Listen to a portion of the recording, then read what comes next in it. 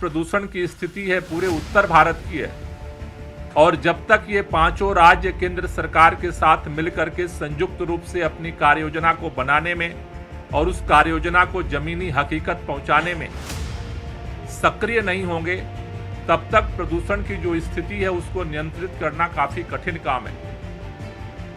दिल्ली के अंदर हम लगातार ग्रैप 1 हो, ग्रैप 2 हो, ग्रैप 3 हो, ग्रैप 4 हो, सभी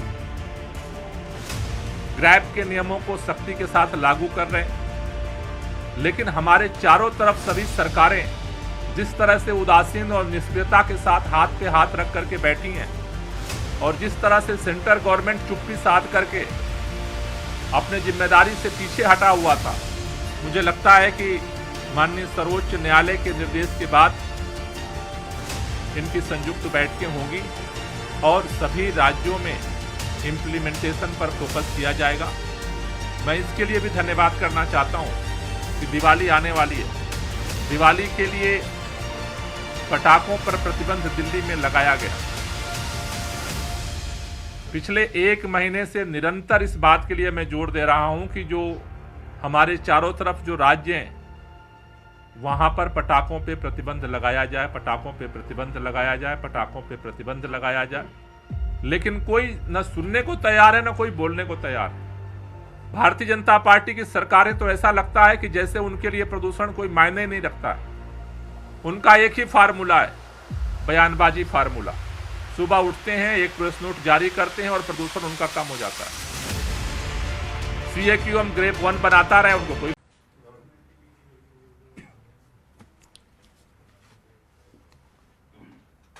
पूरे उत्तर भारत में बढ़ते प्रदूषण को देखते हुए कल माननीय सर्वोच्च न्यायालय में प्रदूषण की स्थिति को लेकर के उत्तर प्रदेश, राजस्थान, हरियाणा, पंजाब, दिल्ली और केंद्र सरकार को प्रदूषण को लेकर के क्या क्या कार्रवाइयां की जा रही हैं, इसको लेकर के अपनी रिपोर्ट सबमिट करनी थी। कोर्ट ने काफ़ी विस्तार से इस पर सुनवाई की और उसके बाद प्रदूषण नियंत्रण से संबंधित कई अहम ऑर्डर जो है उन्होंने जारी किया। ऑर्डर आने के बाद काफ़ी डिटेल में ऑर्डर का अध्ययन करने के बाद हमने चर्चा की और आज उस ऑर्डर को दिल्ली में इम्प्लीमेंट करने के लिए हमने संबंधित माननीय मंत्रियों और अधिकारियों के साथ कई निर्देश जारी किए हैं। सबसे पहले तो मैं सुप्रीम कोर्ट का धन्यवाद करना चाहता हूं कि उन्होंने दिल्ली के अंदर जिस तरह से सुप्रीम कोर्ट के निर्देश के बाद और दिल्ली सरकार के कैबिनेट के निर्णय के पश्चात दिल्ली में लगाए गए कनॉट प्लेस के स्मॉग टावर को DPCC के चेयरमैन द्वारा मनमाने तरीके से बंद कर दिया गया था, उसको खोलने का निर्देश दिया। साथ ही साथ DPCC के चेयरमैन के द्वारा रियल टाइम सोर्स अपोर्समेंट स्टडी जो सरकार के द्वारा शुरू की गई थी उसको भी ठप कर दिया गया था, उसको भी पुनः चालू करने का और रियल टाइम डेटा जो है पब्लिक करने का जो ऑर्डर दिया है, इसके लिए तहे दिल से दिल्ली सरकार, सुप्रीम कोर्ट की शुक्रगुजार है, उनको हम धन्यवाद करना चाहते हैं। पिछले 1 हफ्ते से हम केंद्र सरकार से हाथ जोड़ करके विनती कर रहे थे। मैंने पत्र भी लिखा पर्यावरण मंत्री जी को कि चूंकि जो आज प्रदूषण की स्थिति है पूरे उत्तर भारत की है, और जब तक ये पांचों राज्य केंद्र सरकार के साथ मिलकर के संयुक्त रूप से अपनी कार्य योजना को बनाने में और उस कार्य योजना को जमीनी हकीकत पहुंचाने में सक्रिय नहीं होंगे, तब तक प्रदूषण की जो स्थिति है उसको नियंत्रित करना काफी कठिन काम है। दिल्ली के अंदर हम लगातार ग्रेप 1 हो, ग्रेप 2 हो, ग्रेप 3 हो, ग्रेप 4 हो, सभी ग्रेप के नियमों को सख्ती के साथ लागू कर रहे हैं, लेकिन हमारे चारों तरफ सभी सरकारें जिस तरह से उदासीन और निष्क्रियता के साथ हाथ पे हाथ रख करके बैठी हैं और जिस तरह से सेंटर गवर्नमेंट चुप्पी साध करके अपने जिम्मेदारी से पीछे हटा हुआ था, मुझे लगता है कि माननीय सर्वोच्च न्यायालय के निर्देश के बाद इनकी संयुक्त बैठकें होंगी और सभी राज्यों में इंप्लीमेंटेशन पर फोकस किया जाएगा। मैं इसके लिए भी धन्यवाद करना चाहता हूं कि दिवाली आने वाली है। दिवाली के लिए पटाखों पर प्रतिबंध दिल्ली में लगाया गया। पिछले 1 महीने से निरंतर इस बात के लिए मैं जोर दे रहा हूं कि जो हमारे चारों तरफ जो राज्य हैं वहां पर पटाखों पे प्रतिबंध लगाया जाए, पटाखों पे प्रतिबंध लगाया जाए, पटाखों पे प्रतिबंध लगाया जाए, लेकिन कोई न सुनने को तैयार है न कोई बोलने को तैयार है। भारतीय जनता पार्टी की सरकारें तो ऐसा लगता है कि जैसे उनके लिए प्रदूषण कोई मायने नहीं रखता है। उनका एक ही फार्मूला है, बयानबाजी फार्मूला। सुबह उठते हैं, एक प्रेस नोट जारी करते हैं और प्रदूषण उनका कम हो जाता है। CAQM ग्रेप 1 बनाता रहे, उनको कोई फर्क नहीं पड़ता, 2 बनाता रहे, कोई फर्क नहीं पड़ता, 3 का ऑर्डर जारी करता रहे, कोई फर्क नहीं पड़ता, 4 का ऑर्डर जारी कर दिया, कोई फर्क नहीं पड़ता। जब 1 लागू हुआ तब भी भारतीय जनता पार्टी बयानबाजी कर रही थी, 2 हुआ तब भी बयानबाजी कर रही थी, 3 हुआ तब भी बयानबाजी कर रही थी, 4 हुआ तब भी बयानबाजी कर रही थी। बयानबाजी से वो केवल प्रदूषण को कंट्रोल करना चाहते हैं। और इस समय पता ही नहीं चल रहा है कि केंद्रीय पर्यावरण मंत्रालय भी है देश के अंदर और उसकी भी इस देश के प्रदूषण के प्रति कोई जिम्मेदारी है। लेकिन माननीय सर्वोच्च न्यायालय ने यह क्लियर किया कि ये जो पटाखों पे प्रतिबंध है उसको पूरे देश के लिए है और सभी लोग इसको लागू करें। मुझे लगता है कि शायद हमारी अपील का, हमारे निवेदन का तो कोई असर नहीं हुआ, लेकिन सर्वोच्च न्यायालय के शायद इस निर्देश का असर होगा और कम से कम जो इस विपरीत जो मौसम की स्थिति है, हवा की जो स्थिति है, इसमें शायद जो दिवाली का एक खतरा मंडरा रहा है कि उस समय स्थिति और खतरनाक ना हो, शायद इससे हमें थोड़ी सी जो है वो सहूलियत जो है वो शायद हमें मिल पाएगी। सर्वोच्च न्यायालय ने इस बात को भी नोट किया है। सर्वोच्च न्यायालय ने ऑर्डर दिया था कि NCR के राज्यों को कि जो अलग अलग गाड़ियां हैं, जो अलग अलग फ्यूल पे चलती हैं, उनको स्टिकर उन पे लगाया जाए। उन्होंने कल रिमार्क दिया कि दिल्ली अकेला राज्य है जिसने इस टास्क को पूरा किया। किसी और राज्य ने इसको भी नहीं लागू करना जरूरी समझा, केवल अकेला दिल्ली ने जो है, अकेला दिल्ली राज्य है जिसने जो है इस टास्क को जो है पूरा किया। दिल्ली सुप्रीम कोर्ट ने जो अलग अलग दिल्ली सरकार के लिए निर्देश दिए थे, उनमें से आज बैठक करके हमने निर्देश जारी किया है। उसके ऑर्डर के अनुकूल हमने पहला ऑर्डर जारी किया है कि कल तक फुल स्मॉग टावर जो है फुल कैपेसिटी में उनको स्टार्ट किया जाए। DPCC को यह निर्देश दिया गया है। उसी तरह से रियल टाइम सोर्स अपोर्समेंट स्टडी को किसी भी कीमत पर कल तक जो है उनका पेमेंट करके और उसको कल तक उसको चालू किया जाए।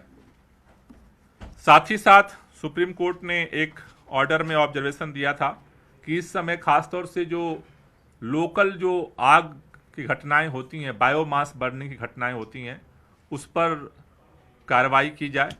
उसके लिए आज MCD, DPCC और रेवेन्यू विभाग की 611 टीमें बनाई गई हैं और उनको कल से जो है स्पेशल ड्राइव चलाने का निर्देश दिया गया है, एंटी ओपन बर्निंग ड्राइव चलाने का, जिससे कि लोकल लेवल पे दिल्ली के अंदर जो छोटे छोटे जगहों पे आग लगने की घटनाएं हैं उनको कंट्रोल किया जा सके।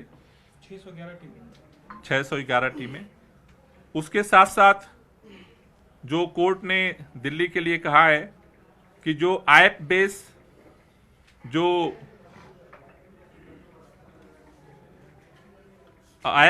जो रजिस्ट्रेशंस हैं उनमें जो बाहर के स्टेट से जो टैक्सियां आती हैं उनको बैन लगाया जाए।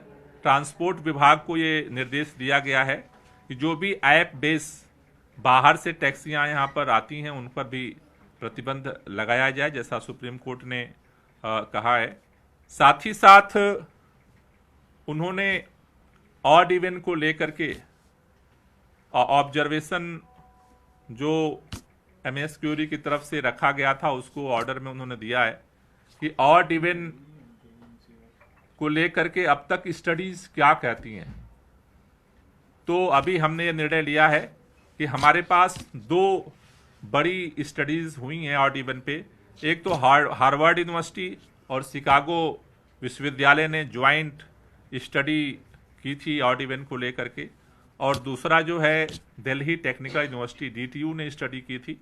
तो इन दोनों की जो स्टडीज रिपोर्ट हैं वो भी हम अगली सुनवाई में सुप्रीम कोर्ट के सामने उसको हम सबमिट करेंगे कि उनकी क्या रिपोर्ट्स है, उनकी जो स्टडीज हैं। और उसके साथ साथ उन्होंने ये कहा है कि इसके जगह पे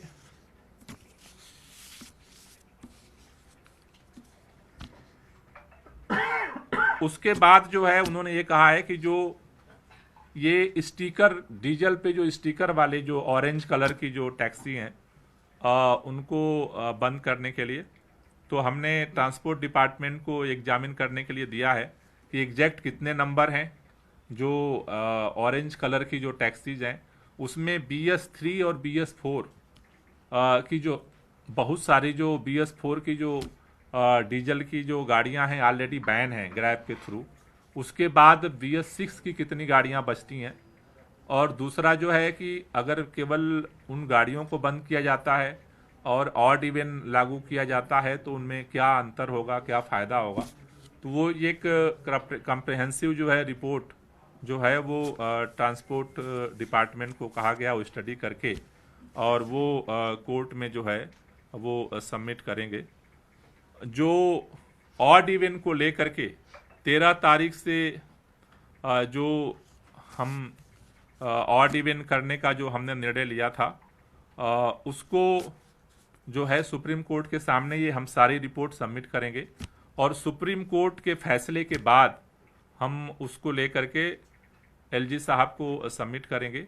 सुप्रीम कोर्ट का जो फैसला होगा उसके बाद हम फिर इसको लेकर के आगे बढ़ेंगे। कोई क्वेश्चन सर? अभी चूंकि सर दिल्ली वालों को ये जानकारी देनी जरूरी है क्योंकि वो भी अपनी तैयारी करेंगे, उन्हें भी गाड़ी लेके निकलना है। क्या उन्हें जानकारी दें कि ऑड इवन फिलहाल 13 तारीख से होगा या नहीं होगा? 13 तारीख से जो ऑड इवन जो होने के लिए निर्णय सरकार ने लिया है, अब वो सुप्रीम कोर्ट में हम इस जो उन्होंने हमें निर्देश दिया है वो एफिडेविट हम उनको फाइल करेंगे। सुप्रीम कोर्ट के फैसले के बाद फिर उसको लेके हम आगे बढ़ेंगे। तो क्या अभी होल्ड पर मानेंगे? अभी ऑड इवन ये फ्राइडे परसों है वहाँ पे सुनवाई। अच्छा, सोमवार। तो सोमवार के बाद फैसला, लेकिन अभी सोमवार फ्राइडे माफ कीजिएगा, शुक्रवार को है सुनवाई। अच्छा, तो फैसला भी शुक्रवार के बाद ही होगा? यस, अभी तक वो है, अभी है, मतलब अभी उसके ऑड इवन ऑन। हाँ। सर ऐप बेस्ड जो आप बता रहे हैं टैक्सियां आएंगी, तो क्या ओला उबर जो जिस तरीके की चल रही हैं सर, जो दिल्ली से बाहर रजिस्टर्ड है वो दिल्ली में एंटर कर पाएंगी कि नहीं सर? जो बाहर जो कोर्ट का जो आदेश है वही है कि ऐप बेस्ड जो दिल्ली से जो रजिस्टर्ड हैं उसके लिए जो है ट्रांसपोर्ट डिपार्टमेंट को निर्देश दिया गया है कि वो उसके लिए डायरेक्शन जारी करेंगे। मतलब दिल्ली में बड़ी संख्या में यूपी हरियाणा नंबर्स के उबर ओला की गाड़ियां चलती हैं, वो फिलहाल बैन वो रुक जाए। आज से बैन लागू है वो? नहीं, वो डायरेक्शन दिया गया, डायरेक्शन जारी करेंगे। सर ये बता दीजिए कि ऑड इवन पर भी आपने मीटिंग की थी, तो क्या अभी ऑड इवन के नियम क्या होंगे इस पे चर्चा हो गई है या सुप्रीम कोर्ट के आदेश के बाद ही आप नियमों को सुप्रीम कोर्ट के फैसले के बाद उन नियमों को हम जारी करेंगे। सर ये जो आपने ऑरेंज स्टिकर वाली जो बात कही इसको थोड़ा क्लेरिफाई कर दीजिए। डीजल वाली कौन सी गाड़ियों के लिए सुप्रीम कोर्ट ने बोला था, आप कैसे लागू कर रहे हैं? नहीं, सुप्रीम कोर्ट ने ये कहा था कि जैसे जो डीजल की गाड़ियां हैं, अलग अलग फ्यूल के लिए जो है स्टिकर जारी किए गए थे। तो चूंकि ऑलरेडी हमने जो ट्रांसपोर्ट डिपार्टमेंट को डायरेक्शन दिया है कि एक पूरा कॉम्प्रिहेंसिव रिपोर्ट तैयार करें कि दिल्ली में कितनी रजिस्टर्ड हैं गाड़ियां, और जो उसमें जो ऑरेंज कलर की जो गाड़ियां हैं उनकी संख्या कितनी है। अभी ग्रैप 3 और ग्रैप 4 लागू होने के बाद उसमें बहुत सारी गाड़ियां बैन है, उन बैन होने के बाद जो संख्या वो कितनी बचती है, एक। दूसरा कि अगर ऑड इवन लागू होता है तो कितनी गाड़ियों को रिस्ट्रिक्ट किया जाएगा, तो वो एक रिपोर्ट जो है वो हम कोर्ट को सबमिट करेंगे। दूसरा जो अब तक जो ऑड इवन हुआ है उसका जो अभी तक की स्टडी है वो कोर्ट को हम सबमिट करेंगे। सर ऐप बेस्ड टैक्सी की जो बात है, तो क्या सीएनजी वाली भी टैक्सी बाहर रहेगी एंट्री से या सिर्फ डीजल वाली? वो अभी डिटेल ऑर्डर ट्रांसपोर्ट डिपार्टमेंट तैयार कर रहा है। स्कूलों को लेकर सर आज एक इम्पोर्टेंट निर्णय हुआ है कि विंटर वेकेशन कर दिया जाए। क्या इसी मीटिंग में फैसला हुआ? और क्योंकि जो जनवरी दिसंबर में विंटर वेकेशन होता था अभी कर दिया गया, तो आपको लगता है कि ये प्रदूषण की समस्या लंबी चलेगी और बच्चों को नुकसान होगा? नहीं, उसमें केवल इतना किया गया है कि चूंकि आमतौर पर जो है विंटर की छुट्टियां होती हैं हर साल, तो विंटर की जो छुट्टियां होती हैं उसमें ये अभी छुट्टी जो है वो विंटर की छुट्टियों में जितने दिन का ये ब्रेक अभी लिया जा रहा है वो विंटर की छुट्टियों में उतना वो निकल जाएगा। सर लेकिन अगर आप ऑड इवन लागू करते हैं और ऐप बेस्ड जो गाड़ियां हैं हरियाणा यूपी नंबर्स की, इनकी एंट्री बैन होती है, तो दिल्ली वालों के लिए प्रॉब्लम्स एग्रीवेट हो जाएंगी फिर? नहीं, दिल्ली वालों के लिए प्रॉब्लम देखिए, अभी जो चूंकि ऐप बेस्ड टैक्सी को तो अदर स्टेट से स्टॉप करने का डायरेक्शन जो है सुप्रीम कोर्ट का है, उसको हम लागू कर रहे हैं।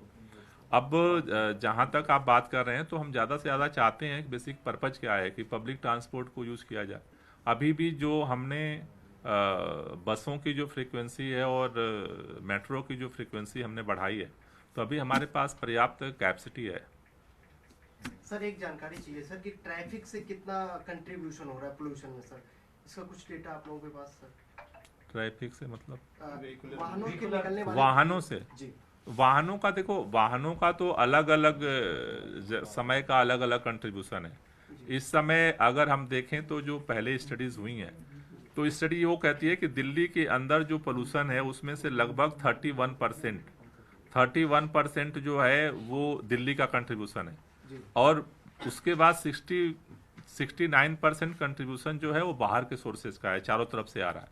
जो दिल्ली का है उसमें जो दिल्ली का है उसमें जो इस समय का जो है जो दिल्ली का पोल्यूशन है उसमें लगभग 30% से 35% तक वाहनों का कंट्रीब्यूशन है। सर पुरानी स्टडी क्या कहती है, क्योंकि कल कोर्ट में भी बात हो रही थी कि ऑड इवन बहुत प्रभावशाली नहीं है, तो कोर्ट को हम क्या बताने जा रहे हैं कि हम जब पहले 3 बार लगाया है तो इतना फर्क आता है क्या? ऐसा कोई आंकड़ा हमारे पास है? वो मैंने आपको बताया कि 2 स्टडी हुई है ऑड इवन को लेकर के, एक हार्वर्ड यूनिवर्सिटी और शिकागो यूनिवर्सिटी की ज्वाइंट स्टडी हुई है इसको लेकर के, और दूसरा जो है DTU ने, दिल्ली टेक्निकल यूनिवर्सिटी ने भी इस पे स्टडी किया है।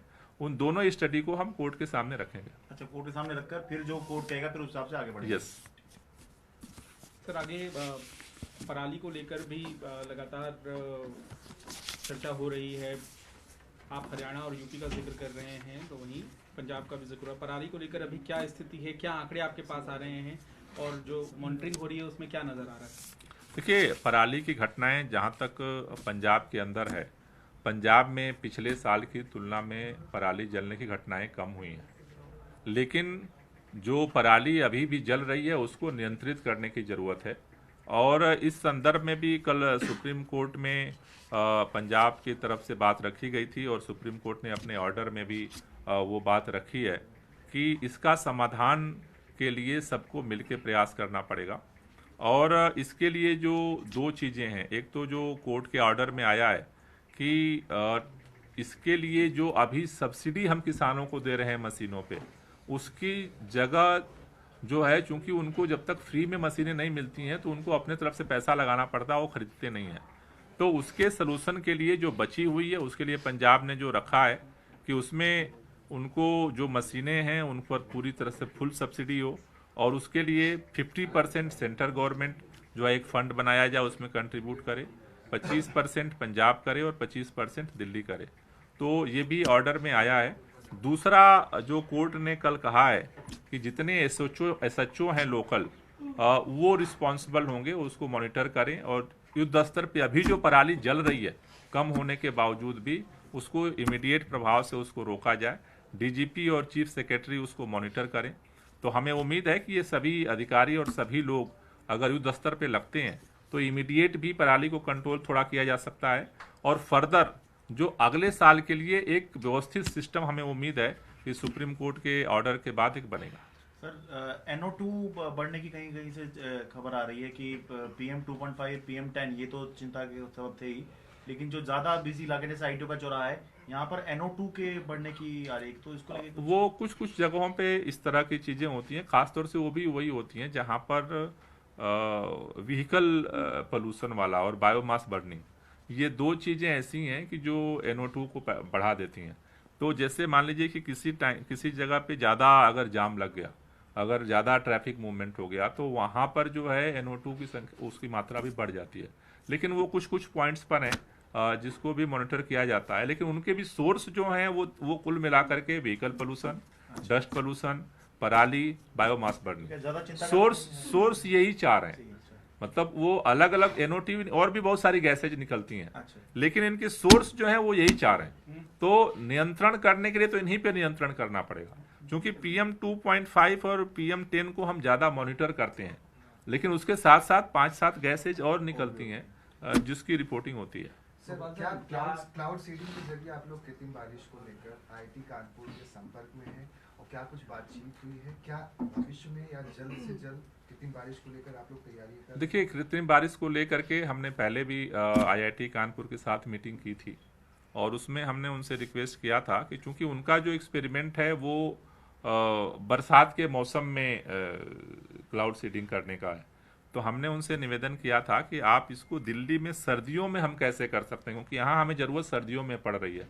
तो उसके लिए हमने उनसे रिक्वेस्ट किया है कि एक आप रिपोर्ट तैयार करके प्रेजेंटेशन करें और उनसे संवाद हो रहा है। उनका प्रपोजल आने के बाद फिर उसको एग्जामिन करके फिर हम आगे बढ़ पाएंगे। तो सर, ये जो डाटा रियल टाइम का था, क्योंकि इसको स्टडी को रोक दिया गया था, अब कब तक ये जो आपने कहा कल तक के लिए हमने निर्देश दिया है, कब तक का ये डाटा है जो कि जारी किया जाएगा? क्योंकि स्टडी काफी टाइम ये तो रियल टाइम होता है, जो वो चालू होगा तो ये जो रिपोर्ट देता है वो रियल टाइम देता है, वो पर आवर का डेटा जनरेट करता है। तो आज से शुरू हो जाएगा सिस्टम? कल से मैंने बोला है कि आज पेमेंट करके कल से उसको स्टार्ट करें। सर, ये फुल कैपेसिटी पे कब से चलाएंगे स्मोक टावर को? क्योंकि आज शुरू तो कर मैंने कल के लिए बोला है, कल के लिए डायरेक्शन हमने दिया है कि कल आप कल से चालू कराना शुरू करिए। सर, सिर्फ सीपी वाला कल से चालू होगा या आनंद विहार वाला? आनंद विहार वाला सेंट्रल गवर्नमेंट का है, तो उसके लिए तो हम डायरेक्शन नहीं दे सकते हैं।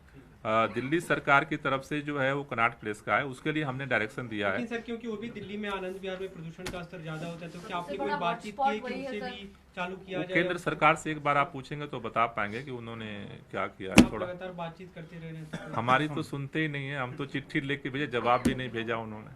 सर, खट्टर साहब भी कह रहे हैं कि हरियाणा में पराली बहुत कम जल रही है पिछले साल के मुकाबले।